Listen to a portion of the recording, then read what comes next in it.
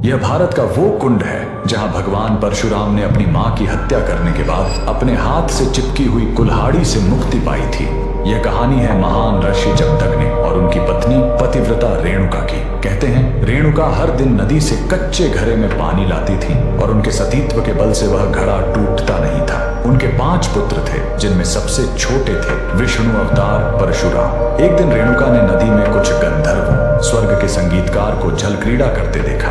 उन्हें देखकर एक पल के लिए उनका मन मोह में पड़ गया और उसी क्षण उनके सतीत्व का बल टूटा और कच्चा घड़ा टूट गया। जब वो आश्रम लौटी तो ऋषि जमदग्नि ने अपने योग्य बल से जान लिया कि उनका मन भटक गया था। वो इतने क्रोधित हुए कि उन्होंने अपने पुत्रों को आज्ञा दी, अपनी मां का वध कर दो। जब चारों बड़े भाइयों ने मना कर दिया तो क्रोधित पिता ने उन्हें तुरंत पत्थर बन जाने का श्राप दे दिया। इसके बाद परशुराम ने पिता की आज्ञा को अपना धर्म समझा। उन्होंने भारी मन से अपनी कुल्हाड़ी उठाई और अपनी ही मां का सिर धड़ से अभी वह पहुंचे पूर्वी हिमालय की लोहित नदी के किनारे। और जैसे ही उन्होंने इस कुंड के जल को छुआ, चमत्कार हुआ, कुल्हाड़ी अपने आप उनके हाथ से छूट गई। यही पवित्र स्थान आज अरुणाचल प्रदेश में परशुराम कुंड के नाम से जाना जाता है। आज भी हर साल मकर संक्रांति पर हजारों श्रद्धालु यहाँ इस विश्वास के साथ डुबकी लगाने आते हैं कि यह कुंड उनके सारे पापों को धो डालता है, ठीक वैसे ही जैसे इसने स्वयं भगवान परशुराम को पाप मुक्त किया था। भगवान परशुराम को दिल से मानने वाले सभी भक्त कमेंट्स में जय परशुराम जरूर लिखें।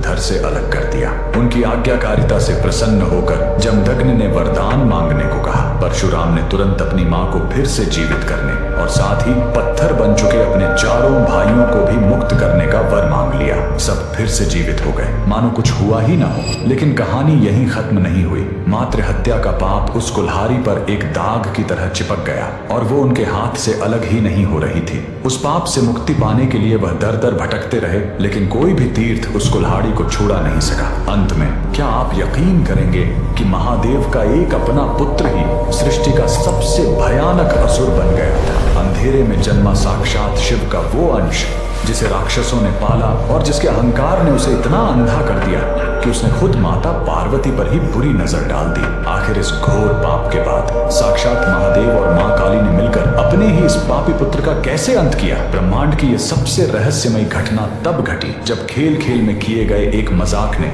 महाविनाश का रूप ले लिया। एक बार माता पार्वती ने पीछे से आकर महादेव की दोनों आंखें बंद कर ली थी। सृष्टि के पालनहार की आंखें बंद होते ही पूरे ब्रह्मांड की रोशनी गायब हो गई और चारों तरफ घोर डरावना अंधेरा छा गया। उसी भयानक क्षण में महादेव के माथे से पसीने की एक बूंद टपकी और उस घने अंधेरे की कोख से एक डरावने अंधे बालक का जन्म हुआ। ठीक उसी समय राक्षस राज हिरण्याक्ष पुत्र प्राप्ति के लिए महादेव की घोर तपस्या कर रहा था। तब भोलेनाथ ने प्रसन्न होकर अपने इस अंधे बच्चे को हिरण्याक्ष को गोद दे दिया। इस तरह शिव का बेटा होने के बावजूद उसका पालन पोषण असुरों के बीच हुआ और उसका नाम परा अंधकासुर। हिरण्याक्ष की मृत्यु के बाद अंधकासुर ने ब्रह्मा जी की घोर तपस्या की और अपनी आंखों की रोशनी वापस पा ली। साथ ही उसने चालाकी से एक वरदान मांगा, मेरी मृत्यु तब तक ना हो जब तक मैं अपनी ही मां पर बुरी नजर न डालूं। उसने असुर माता को अपनी मां मान रखा था, इसलिए उसे लगा कि वो अब अमर हो गया है। अहंकार में अंधे होकर उसने तीनों लोगों पर कब्जा कर लिया। एक दिन जब उसे पता चला कि कैलाश पर सृष्टि की सबसे सुंदर स्त्री निवास करती है तो उसकी नीयत खराब हो गई।